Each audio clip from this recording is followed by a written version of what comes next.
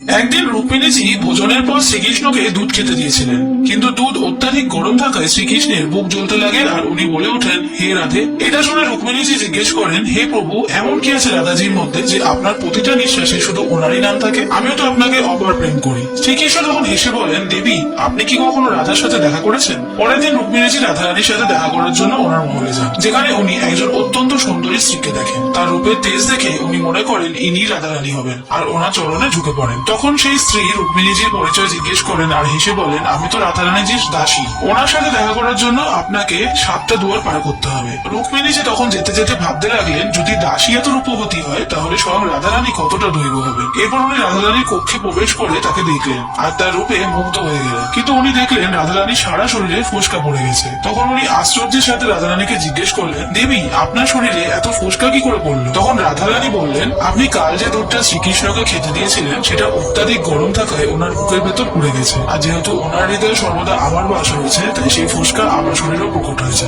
যদি রাধাকৃষ্ণের লীলা আপনার মনকেও ছুঁয়ে যায় তাহলে কমেন্টে একবার রাধে রাধে অবশ্যই লিখবেন।